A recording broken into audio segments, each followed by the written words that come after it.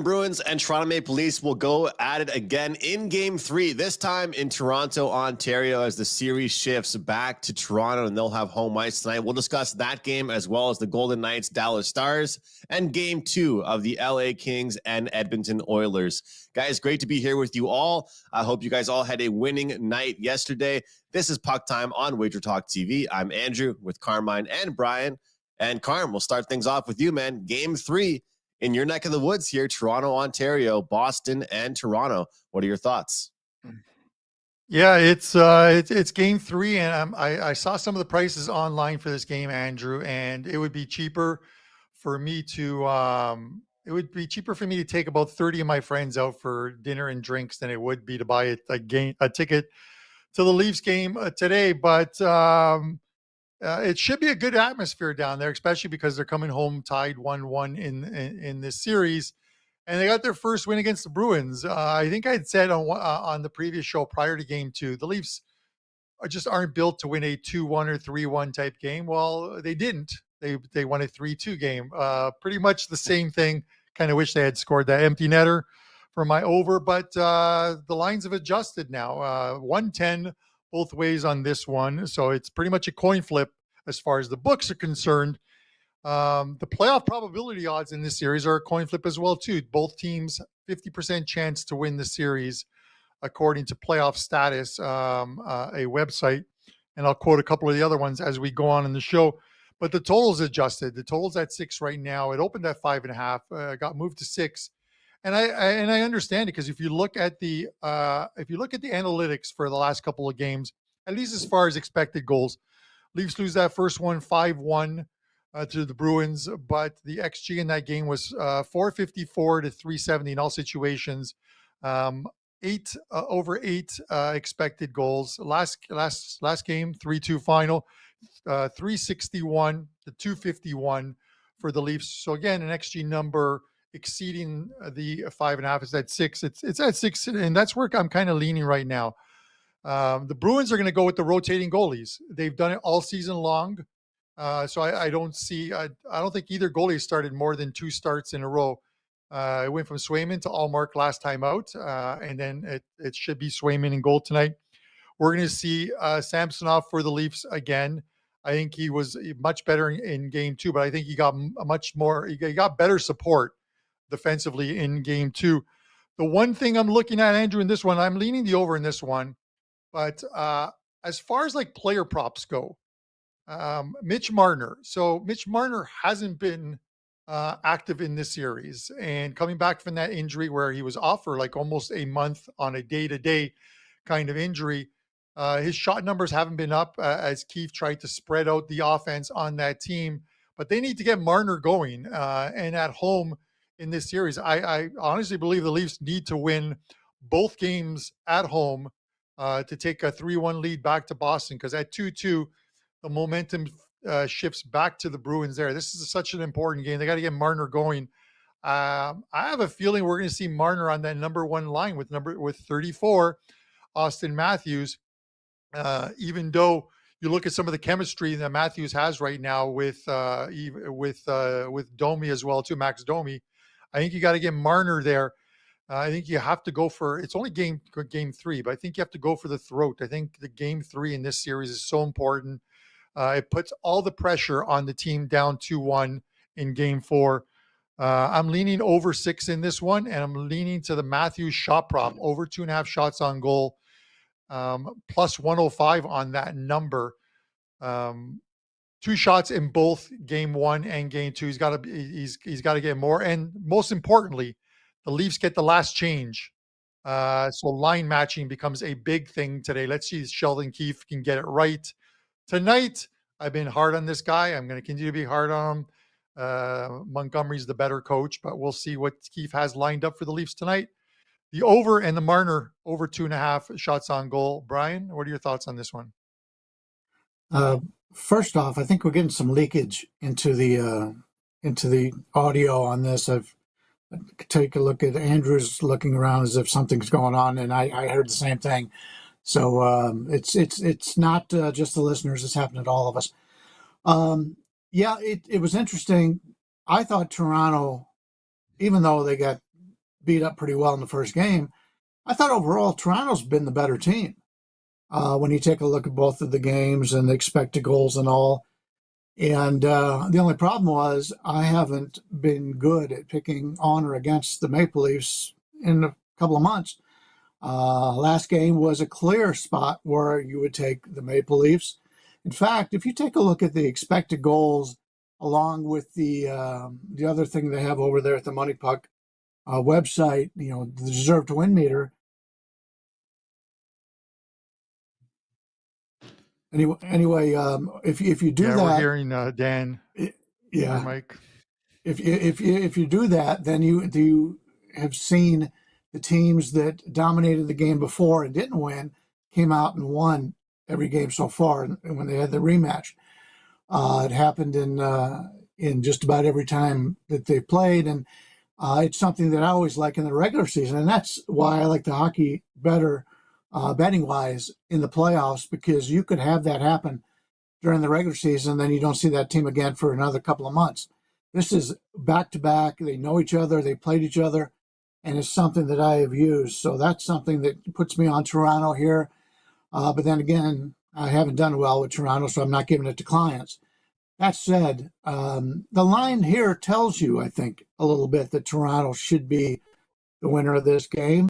Boston is completely dominated. What they won, like 9-10 or something strange like that, and yet they're off of a loss, and they're basically a pick'em situation here. I like Toronto. Take it for what it is because of my past record in the last couple of months, but this is a team in the Maple Leafs that have the scoring edge in this one, and I like your prop as well. I think the total going up to 6 also tells you this would be a high-scoring game, which should favor Toronto. So I'm with you on this one, Carmine. I like your prop, and I also like the Toronto side a little bit. All right, I like it. Anytime you agree with me, Brian, I like it because you have had a phenomenal NHL season and lifetime at WagerTalk. Just unbelievable numbers at WagerTalk with your NHL. So anytime I'm on the right side of or I get your agreement, I'm always happy, man.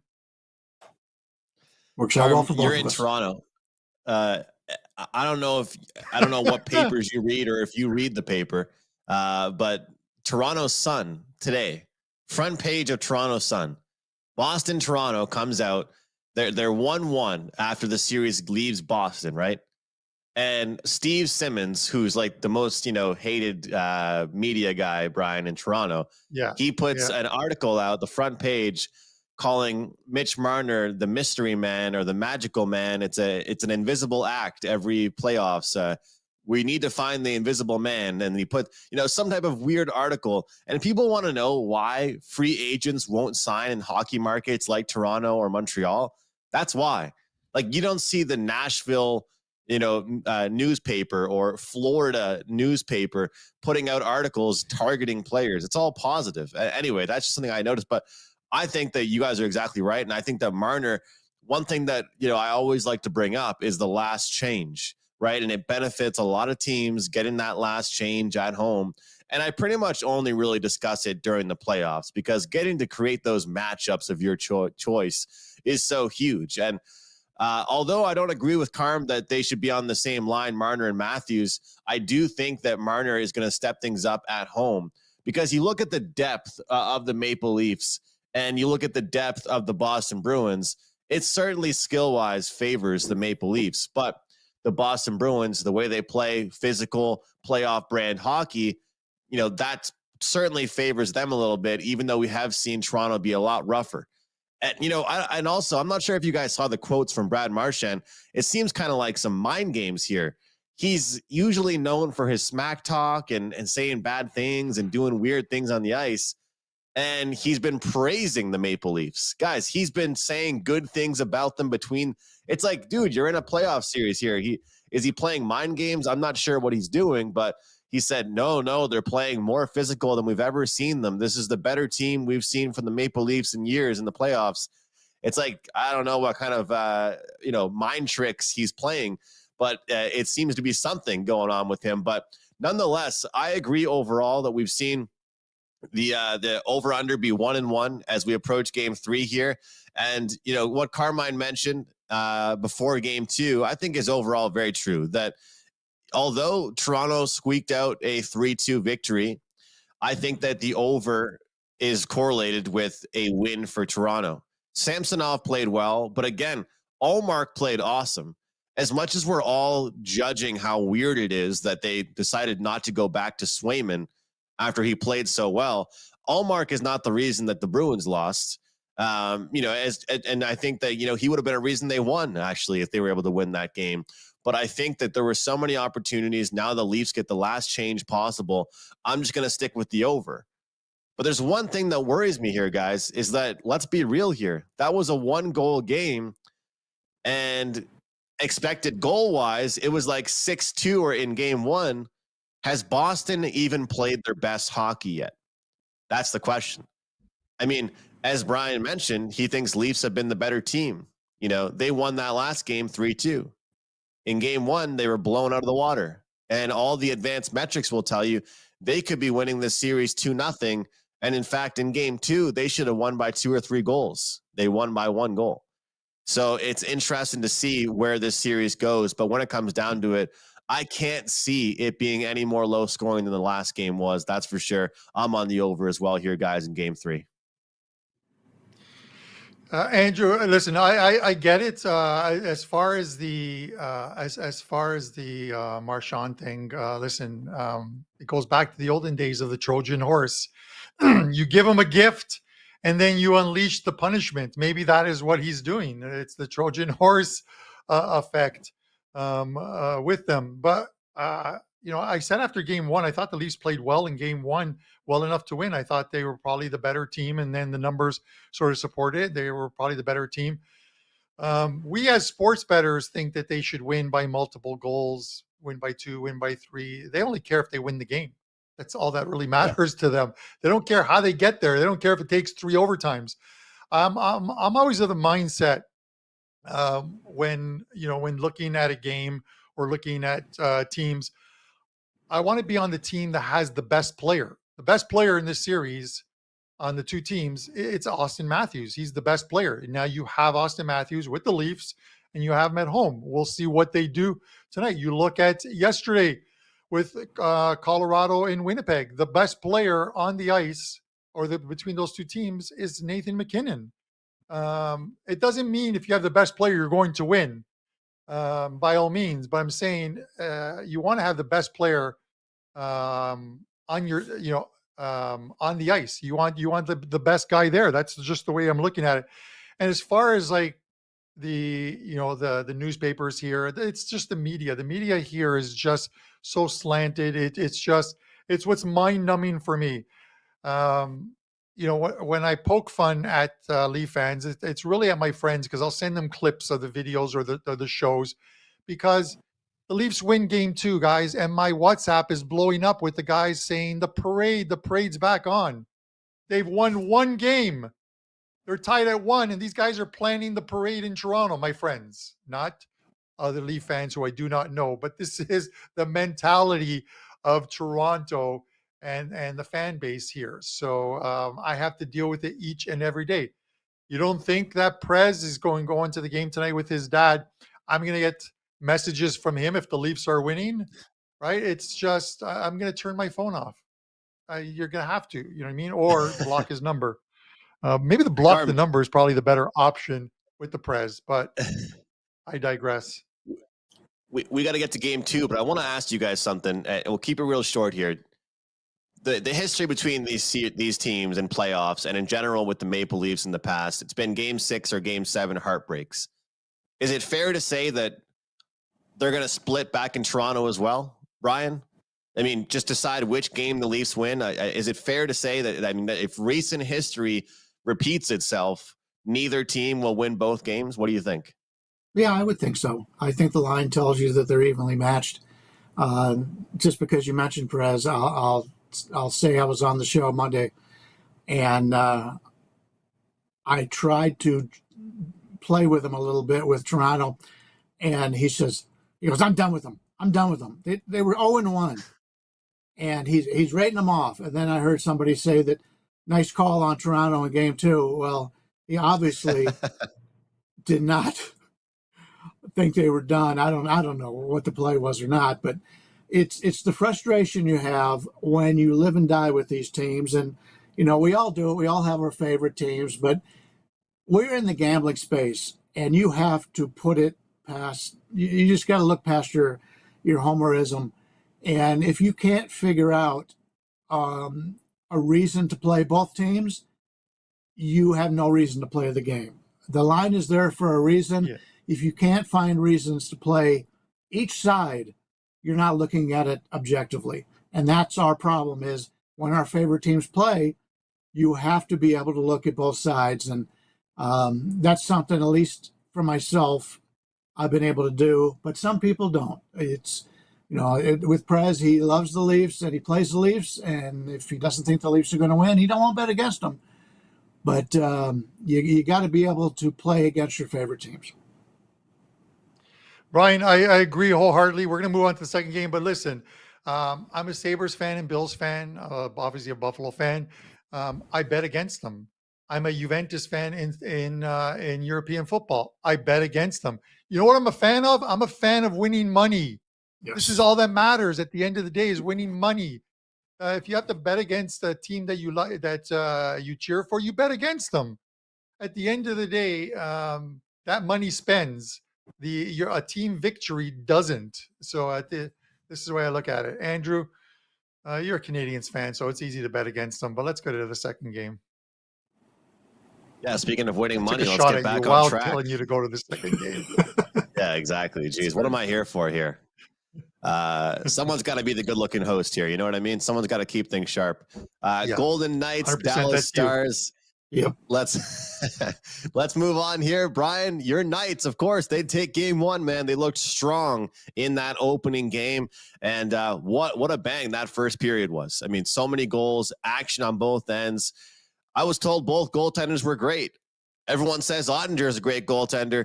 Right now, I mean, from where I'm sitting, this series is going to be one of the more exciting series of the first round. Do you think we see a repeat of the goal fest we saw in game 1? I don't know. People are talking about what we have. Vegas had 15 shots on goal or something similar to that. I know you talked about that. Rolf gave you a chart at one point. He was talking about teams that have less than 20 shots on goal, and you were surprised by how good the record is. Well, I don't know if I was on the show that day or if I was watching it, but I said to myself, I go, well, if a team has an early lead and they think they've got a good defense, they're just going to toss that puck right back down the ice. And that's exactly what Vegas did the entire second period.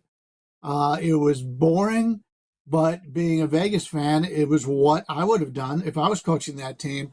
And the coach came out and he said, well, he goes, we're going to try to score a little bit more tonight and, take more shots. And I go, well, there's no doubt that that's going to happen unless the same thing happens and they get off to that big lead again. Then I could see it happening once again. So it's hard to play a total. It's much easier to play. It's much easier to play a total if you're watching the game and you see how it's playing out as opposed to playing it beforehand. So we'll have to see. These are two teams that are very good defensively. They do have some offensive talent. So we'll see how that goes. But I originally was told, and it was obviously somebody who didn't know what was going on, but they said that Aiden Hill would have to be starting game 2. And I said, why would that be? And they said, well, you can't let him lose all of his confidence. Well, he's already lost all of his confidence. That's the problem with Aiden Hill. He got hot during the playoffs last year, and he got a new contract out of it, and it all worked out really well for him. But until that point, he hadn't proven anything. I said all season long last year, all three of the guys were even in my mind. He took the money, and he hasn't played well. And he still wants to come out and play well, no doubt about it. But if he was starting today, I definitely would not want to play Vegas. From what I hear, Thompson will be in goal once again. And other than that one goal, the last goal for Dallas, which still don't know how he missed that shot. But he's played very well. The team is excited, but I think Dallas comes back here and probably gets the victory.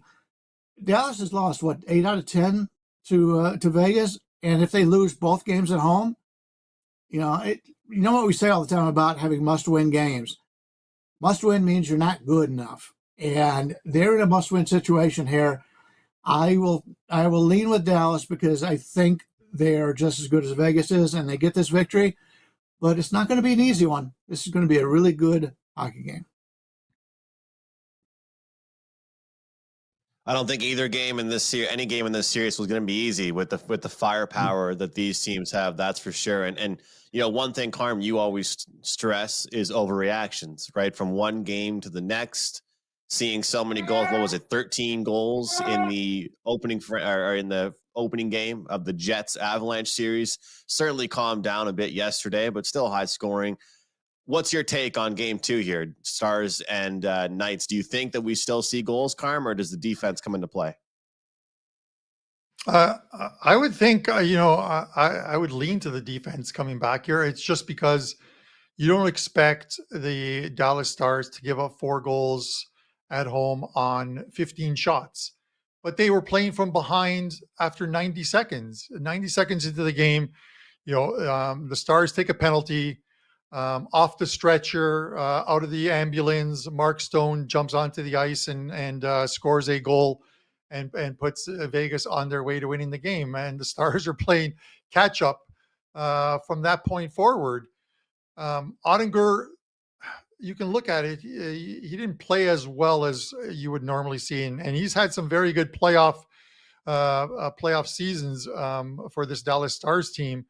You have to think or believe that they're going to bounce back in this one. And even when we talk about playoff percentages, so you look at this one here. So you got Vegas up 1-0 in the series, and I'm just going to bring this up real quick once I find it. Bear with me, one guy. Even with the Golden Knights winning the first game, the probability of winning the series is still Golden Knights 51-49. That's as close to a coin flip as you can get as far as percentage points on winning the series. So before that loss to the Vegas Golden Knights, Ottinger in his last 11 games had gone 10-1. The guy had been playing extremely well. The team in front of him probably didn't play as well. I don't think he played as well. It's that opening game. This is a big one for the Stars. They have to win this game. I hate to use that must win, but you can't go back to Vegas down 2-0 in the series. I think they get the win tonight, and I think they do it in 60 minutes. The line on this one, the books have priced it to bring in some Vegas money. They got Dallas at minus 170-ish, I'm seeing. So you're getting Vegas at plus 145, which seems absolutely tempting. And you think there's got to be value there, and there probably is. But I'm looking at it a different way. I wouldn't lay the 170 here. I think Dallas gets this done in 60. And the regulation line on this one's minus 110. So that's where I'm going with this one. Yeah, I think that when I look at this game here, guys, I want to focus in on one team. And I know that goals are harder to come by overall in the playoffs. So a lot of my team total over bets might settle down probably in the playoffs compared to what you were hearing from me on PuckTime during the regular season. But when it comes to the Dallas Stars here, I understand, they probably do want to play defensive. They want to play lower scoring. But I'm a big believer that if the Dallas Stars are going to win a game here and they're going to bounce back, I think 4 is the magic number. I strongly believe they have to get to the 4-goal mark to win a game in this series and to bounce back in this series. And the fact is, I really like just taking the Vegas Golden Knights out of the picture. And you look at the current money line price right now, it's not great. That's why Carm mentioned the regulation, right? So you can get Dallas to get to 4 at plus 110. I believe if they win the game in general, they need 4 goals. Now, this is a Golden Knights team that, although it can be great defensive, and Brian talked about the goaltending situation there, sometimes they do sacrifice defense for their offense. And if they get so many guys caught up in the ice, well, it could lead to chances on the other way. And like I talked about before game 1, there's a lot of great power play players and executors on both teams. And I think that if Dallas gets their opportunities again in this one, They need to take a chance to protect home ice and at least get the split in this one. So I'm going to just take the Golden Knights out of the picture, rock with the team total. They had a lot of dangerous scoring chances. They did create chances on the power play. Their shot count wasn't as high as I'd like it to be in game one, but team total over 3.5 plus 110 is a play for me in this one, guys. I'd like to add something to that. I like it, Andrew. First of all, when we're talking about value, you can get Dallas at plus 130. I see on WagerTalk live lines to win the series. To me, that's a pretty good bet at plus 130. But you talked about Dallas needing to get to 4 goals. The last 10 times these teams have played, Dallas scored 4 goals once. Every other game, they scored less than 4 goals. So that's a concern here. If you want Dallas, it may be a situation where we're looking at the under here. Maybe instead of playing Dallas over, maybe you play Vegas under. Yeah, to play 10 games against this team and only score 4 goals once is enough to keep me off of that. Brian pulling the Teddy covers on me. I like it though. It makes sense. You're right, but we'll see. In the playoffs here, I'm just hopeful. I think just the way Vegas plays, if Vegas scores 2 or 3, obviously in order to win, Dallas has to put up the goals as well. So, Carm, do you have anything to add props wise or anything before we wrap things up? Yeah, no, we had a question. I think it's coming off of our Instagram. From Maddie. Vegas struggled against Jamie Benn, the Jamie Benn line, the points prop for Jamie Benn. You look at it, Ben had 1 goal in the last game. He's been on a good run as far as points go. You look at maybe his last 15, maybe 20 games. I think I only see about 3 zeros, 4 zeros on there. He's gotten points pretty much in each and every game. So you can look at the points prop. I'm not really, Andrew, do you have the points prop for Jamie Benn by chance? I'm looking for right now. Jamie Benn over half a point is for Jamie Benn is minus 115. That's not bad. At home for the Dallas Stars, you figure they're going to win the game, put in a very good effort. At the very least, Jamie Benn to record a point, minus 115 is not a bad bet. Yeah, it seems to me like those guys like Pavelski and Ben, they step up the most in the playoffs. They're experienced, and although they weren't, consistent guys in the regular season, they're guys you're going to want to show up big time come playoffs. That's for sure. All right, I thought it was time to wrap up. We spent some time on that first game quite a bit here. We got one game to break down here, guys. We still have the Kings and Oilers, but guys, keep those live comments coming here on the Instagram Reels, on Shorts, on YouTube. Love hearing what you guys have to say. Hope you guys are crushing it so far. Hope you guys are enjoying the playoff hockey. We certainly are. Hit the like button on YouTube if you're here watching. It really does help us out, helps grow the channel, and it helps us out as the guys hosting the show. All right, Carm, we're going to go back to you. Kings, Oilers, game 2. We want to talk about correlated parlays here. Let's be real here. The LA Kings, if they stand a chance, they need the games to be a little bit lower scoring. But at this point, McDavid 5 assists, Hyman gets a hat trick, Draisaitl goal. This Oilers team made it look easy in game 1. What are your plays here for game 2? All right, so before I get into this one, Andrew, because I want to make sure I mention this, tomorrow, Thursday, WagerTalk is running a site-wide customer appreciation. You'll see a bunch of $5 packages up there. No coupon is needed. $5 for the package. You can buy as many as you want. And most packages will probably go live tonight after most of the games have gone off. So if you check the site tonight, you can probably get an early jump on a bunch of them at 9 or 10 o'clock tonight if you want to, as part of customer appreciation. Andrew, you look at this one and listen, the Oilers just seem like they were shot out of a cannon in game 1. They looked very good in that one. Eventually, the Kings started to push back in that game. It was a case of too little, too late. It's almost like they found their legs late against the Oilers team, or the Oilers maybe let up when they were up like by 4. I have to think that you get a 60-minute effort from the Kings. The Kings tonight. I think it'll be a much better game. Whether they get by the Oilers or not, it's the same thing. I prefer to have the team with the better player, and that's Connor. Obviously, that's Connor McDavid. When the guy's got the puck, it's unbelievable to watch this guy. Him, McKinnon, Matthews. Those are the stars of the game. Those are the guys you want. Goaltending, I'm surprised that they kept Talbot in the whole game. He probably at the end of the second period, they could have made the change there. He probably wanted to stay in. So I'm sure we'll see. He gets a second shot at it tonight, Talbot. If you're looking at props, and that's how I'm looking at this one, based on the fact I think the Kings are going to be a little bit better tonight in this one. I don't know if they're going to win the game or not. Their team total over 2.5 is -120. I can see that getting there in this game tonight. So I'm going to go Kings team total over 2.5 -120, and hope that the last game of the night is one that is a good one to watch, kind of like the Nashville one. I was pretty happy about the Nashville Predators one because I talked about on the show how I thought they were a live dog at +140, +150, and they got there. So Casey DeSmith, obviously instead of Demko, also helped as well too. Brian, I'm on the team total over 2.5 -120. What are your thoughts on this game?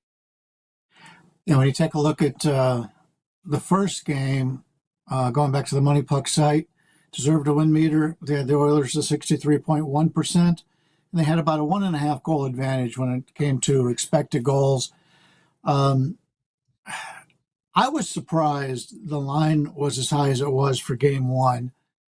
Then Edmonton comes out and plays very well. The Kings fell behind early, and as you mentioned, they tried to come back a little bit later on. But now we're looking at a line that's, as far as I know, is even higher than it was originally.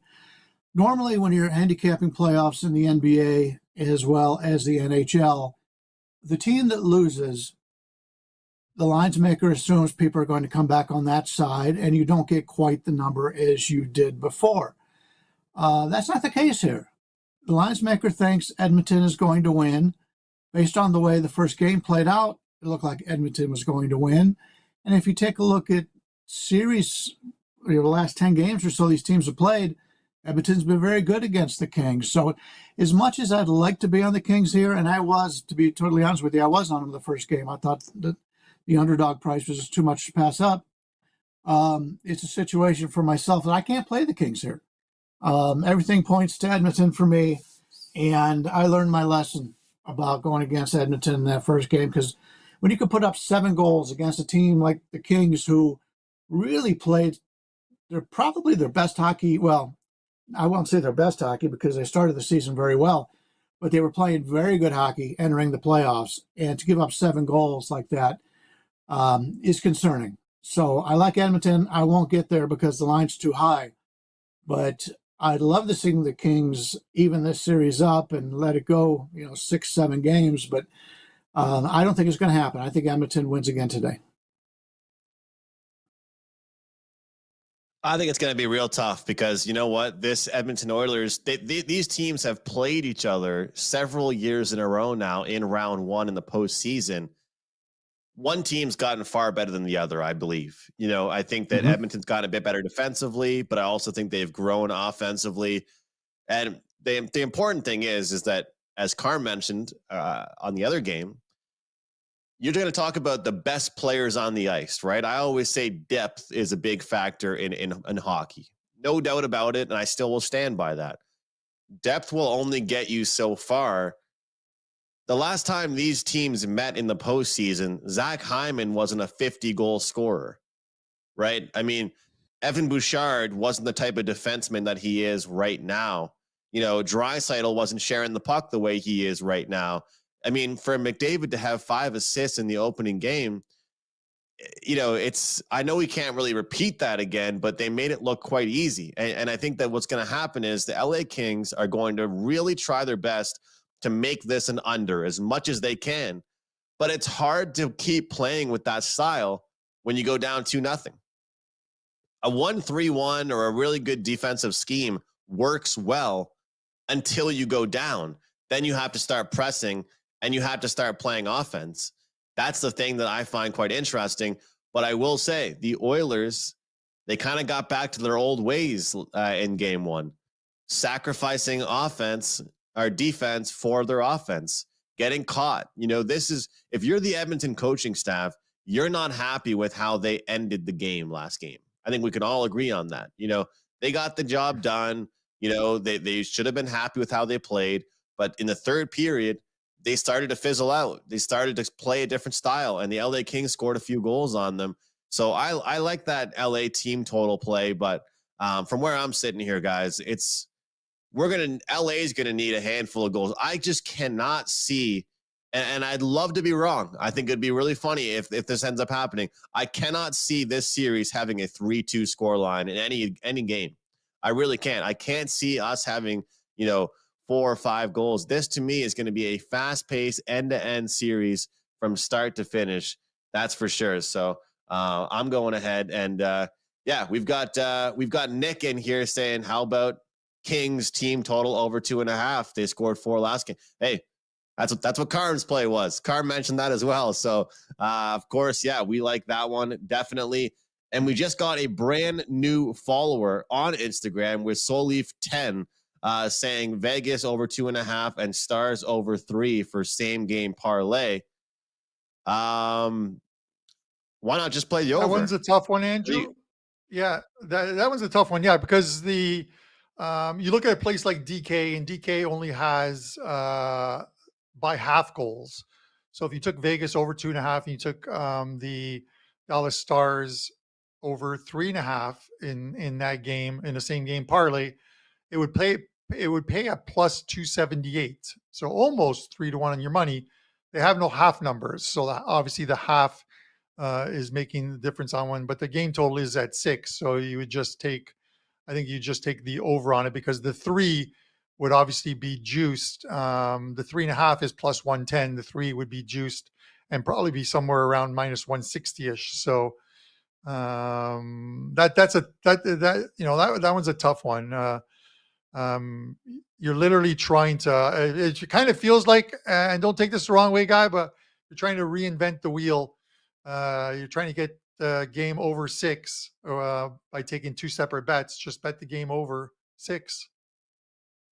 Yeah, definitely. Because you're going to need both of those to hit.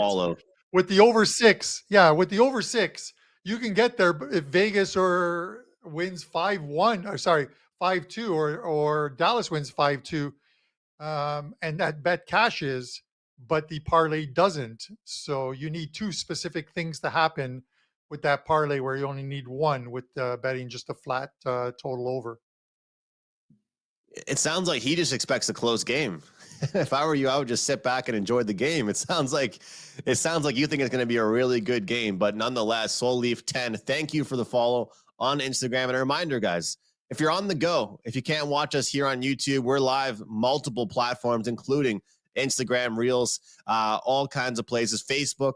We're live on TikTok sometimes. We're live on Shorts. And of course, the main stage right here, YouTube, WagerTalk TV. So thanks for being here with us, guys. We really do appreciate it. And as you can tell, we love talking hockey, but I think our time has almost expired. So we'll go around the horn. We'll start with Bryan. What do you have going on tonight, tomorrow, this coming weekend? How's everything been in your world, Bryan? Yeah, it's the last couple of days, wedding days. Starting to put together a nice run here. I do have a 4% up in hockey tonight, and I've got my top baseball play. So we can get both of those right now up on the site. And we do have a nice special going on as well. And as you mentioned, tomorrow, $5 for every handicapper that wants one. You put one up. And so that tomorrow's a really good day to get a lot of our selections.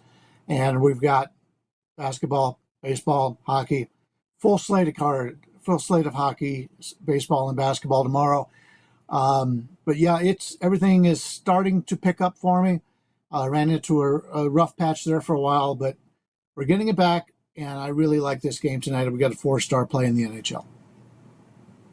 All right, guys, get Brian's best bet, favorite play tonight in the NHL. Several games to choose from. He found one play he likes the most, and also NBA and all kinds of great sports going on as well. And that deal, $5 tomorrow, every play. And other plays will be out there as well, guys. And I think it's important we say this. I'm sure we're fine to say this. Every capper can only make one play $5. So if we like several plays tomorrow, we're going to have one for $5, but there might be another one you see next to it for $25. It's not a mistake. It's that we get one each for $5. I feel like that's fair to mention, Carm. Yeah, it is. It's a great promo that they come up with at the office. All the everyone there come up with these great promos, like the $9 Mondays, obviously $2 Tuesdays, customer appreciation. So it helps any kustomer, depending on their bankroll or what they want to spend, to be able to grab one if they want to grab one at a reduced price. So kudos to them for the job done. Myself, this one isn't available for sale, but I'm on WagerTalk today. I have an afternoon soccer play. April soccer has been very good. Number one at WagerTalk. Picking it up just in time for tournament season, man. I'm looking forward to it. This summer, 3 big tournaments. I'm going to have a NHL playoffs soccer package special up on the site. Hopefully by the end of the day, it's going to get you everything till the end of all the 3 tournaments. I'm looking forward to it. Usually do extremely well with those. You're going to get that client play from today on WagerTalk today at the top of the hour. So tune in. You can get that. That game is going this afternoon at 3 p.m. One play up in the NHL, a couple plays up in the NHL right now, but one of them is a 5% play. 7 of the last 9 5% plays have been winners. Let's try and make it 8 out of 10 tonight, and you get that over at on my page at WagerTalk. That's it, Andrew. I'm looking forward to continuing a good run in 2024 in the NHL, and let's see if we can keep it going. Guys, we really appreciate you guys always tuning in. We hit 150,000 subscribers on our channel. Absolutely phenomenal. Let's get it to the next level. Let's get it to 200K. If you haven't already done so, hit that subscribe button. We really appreciate it. And of course, hit that like button for the 3 of us on today's show. Guys, one best bet in the NHL for me, one best bet in the MLB for me, and that's going to do it. Light card for me tonight. Hopefully we can make some money, cash some tickets. Thanks for being with us here on Puck Time. We'll see you next time right here, WagerTalk TV.